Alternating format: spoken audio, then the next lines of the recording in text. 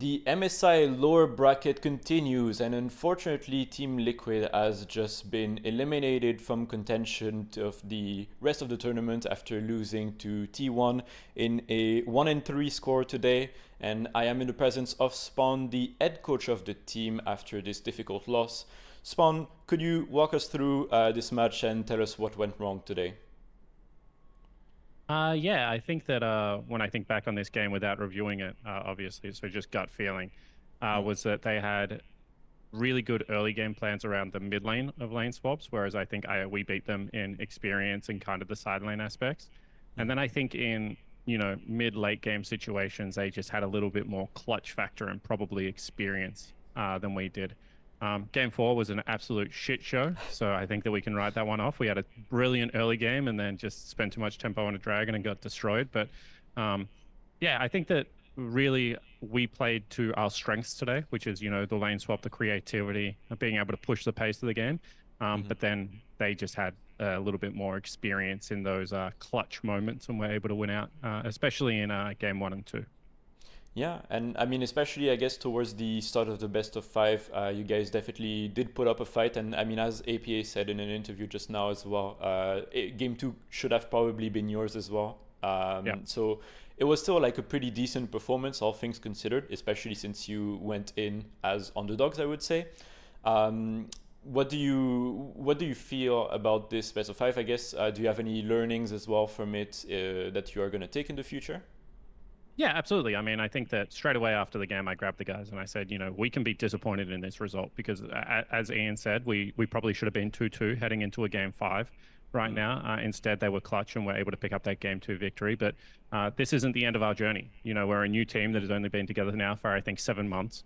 We want to be a dynasty again. When I came into being the head coach, I promised Dodo and Steve that this is a team that I want to really take on that journey. And as I said, I think that one of the key aspects is the experience. So we had a little bit of experience last year at Worlds. Now we have a heck of a lot more at this MSI, and we're going to go back to North America. We're going to prove that we're the best North American team again, and kind of shut up some haters there. And then next time we come back to this Worlds, I really hope that we draw T1 again, because that's a team that now, like, our destinies are entwined with, and we want to show everyone that we can hang with them, that we can beat them. And that's what my goal is as a coach.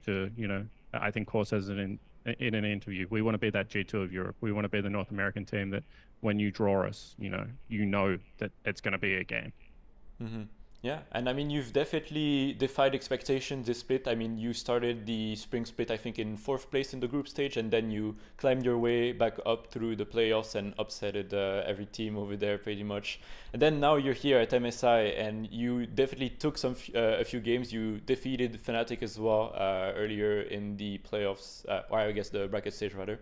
Hmm. And yeah, no, it's impressive performance in any case. What are your expectations, I guess, then for Summer and Worlds? Do you have like a bar that you're setting yourself in terms of things you want to accomplish?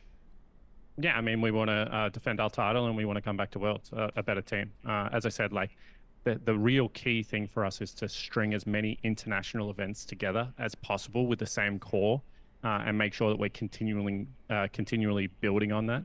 Um, Mhm. our goal right now is to maintain that blue collar, hard-working team environment that we have right now, because I think that is what leads to so much of our success. So, I have the five hardest players in the LCS. I challenge the guys every day to be that. So, we're going to learn from this, and we're going to go back and work our asses off and get better. Yeah, and I mean, you might have seen it, but Caps had an interview, I think, yesterday after their victory against TES, and he had a quote that said that most Western teams were not trying hard enough, and that was the biggest difference between G2 and the rest of the West. I Hmm. think obviously some people might consider this wrong because, as you said, I mean, Team Liquid is working very hard, and I would like to ask as well, what do you think right now is the thing that G2 has that other teams doesn't? And how are you going to work towards reaching that same level, as you said, and becoming the G2 FNA, pretty much? Yeah, I mean, not only did I listen to the Caps interview, but I actually quoted it back to my team today as well. Yeah. And I think that G2 have a couple of things. They have really great infrastructure. Mm-hmm. They have a winning mindset, and I think if you're on G2, the expectation is you buy into that winning culture. They believe that they can beat anyone at any time. I think they have a similar high working aspect, if not more, from all the stories I've heard about Caps. And then I think last but not least, they have Caps. He is an absolute freak of a player. He is so damn good. So I think that that's what, we take a lot of inspiration. And I have maybe I'm unique in this regard, but I have no problems like sharing my admiration for great orgs and great players. And I think they truly are a great org. I think he's a great player, and it's nice to have kind of something that you can aspire to be, and that challenges you every day. So, when Cap says the West isn't working hard enough, I think to myself, well, fuck, we're doing a lot of hard work, but maybe he's right. Maybe we need to step it up, and that's what we show our guys, and that's the challenge we set for ourselves, to be the hardest workers in the room. Yeah, and I mean, from being considered the worst mid in the LCS to now being here at MSI and performing pretty well against international opponents like Faker and stuff, do you think that APA has the ceiling to become, I guess, like the Caps of NA again? Oh, look, that's a really high ceiling, and I think that I don't do comparisons like that. I just want APA to be the best APA he can be, and I think that's good enough for us to be a great team. In saying that, I have every belief in Ian. I work with this guy every day. I know he's a really hard worker. We have Rapid Star on board that helps him out there as well in the mid lane, and every single day we challenge him. He cares a lot. He's a player that you have to really reel in and control and coach well. And I think that as long as I do my job, this guy can be machine. And I think that the worst mid laner in NA thing is just so blown out of proportion, to be honest. I don't think he ever was. I think he's a great player. I think he has unique ideas about the game, and I think that he adds so much value to our team. Yeah. And obviously, we always hear about the quality of NA solo queue and NA practice, being only able to play LCS teams, I guess, in your practices and stuff. Would you say that the practices that Team Liquid has gotten while in China here has helped the team in the future, I guess, as well, to improve for summer? And what are your learnings from facing all these international teams as well at this tournament?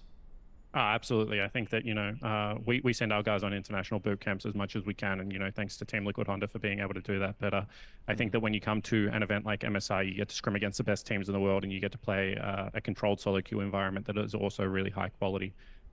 We always say the same thing. The pace at which the game is played internationally is completely it's like 2 or 3 times quicker than what is being played domestically, to be completely honest. And then the second thing is you have to go out and actually try and actively win the game at every point of the game. In international events, you can't let the game come to you because the players are just too good here. If you start making mistakes and not being proactive, they really take over the game. So I guess they're the two things that we just keep reinforcing to ourselves, that we are playing the game the right way, that when we try and pick up the pace, sometimes it looks silly, as it did in game 4, but that's what we're trying to do. We're trying to create plays. We're trying to fight our way back into it. And that's what we're going to look to continue to build on back in NA. Yeah. And I mean, I think as most people have said as well, usually for Western teams, a big issue at international tournaments like MSI or Worlds is always the confidence going into the tournament as well. And I think it's a testament to how you guys performed, is that you really seemed like you had that confidence at MSI, even if now your journey is ending after this match against T1. How do you feel about the team atmosphere at this tournament, and are you happy with how the team took the tournament and the mentality overall that was accepted by the players as well? Yeah, absolutely. I think that I'm really lucky that I have a captain in core, JJ, that views the game the exact same way I do and views the team aspect of the game the same way. We set a really high bar. We push our guys to make sure that we're here to learn, that we're here to get every single minute out of the boot camp. And the guys all rose to the occasion and were fantastic. I couldn't ask for more from our players. We fell short today, but that was definitely not due to a lack of hard work or a lack of atmosphere. So I love working with this playing group. Special shout out to Core and Impact, because they really set the tone for us, and I'm proud to be the coach of such amazing players. Yeah. And I mean, obviously we talk about all the learnings and the positives because obviously you are going to be growing from this experience, but still I would like to ask, do you have any regrets for this tournament and teams that maybe you would have wanted to face, and things that you think are maybe unachieved for this tournament that you will be hungrier to achieve at Worlds instead? I feel like we've been close to T1 the last 2 times we've played them. At Worlds, we were so close to winning that game. this best of five, I feel like we're touching them at every point until that game four. So I would love to draw them again in the future. And then I think that the fans want to see us play G2. I think that is a matchup that is inevitable. Eventually, we're going to get them as well. And when it happens, I think it's going to be a really fun game. So they're the two teams that I think that we really have earmarked to play against, and we're looking forward to getting in the future. And all I can say is every single time we show up to an international event, when we show up to domestic play in NA, we're going to look to play an exciting brand of League of Legends that fans can get behind. And I hope that we've been able to do this at this international. All right. And I guess just to close out the interview as well, would you have any last words for the Team Liquid fans and the NA fans in general that have been following you through this tournament? Yeah, absolutely. I always say when we lose, I hope that you guys are critical of us, and when we win, I hope you celebrate with us. And I hope we always do it in a way that pushes Team Liquid forward as an organization. And special shout out to the fans. They keep us motivated. We can't do it without them, to be honest. And then as always at the end of interviews, just shout out to my family. I've got a beautiful partner and two lovely boys at home that are probably very excited to see their dad. So I love them, and till next time, hopefully we put on a show for everyone. Perfect. Well, thank you very much in any case for your time today, and once again, still congratulations for the run. It was still pretty impressive, like taking out Fnatic and stuff, and I hope that you guys will be able to come back even stronger for Worlds. We will. Thank you very much.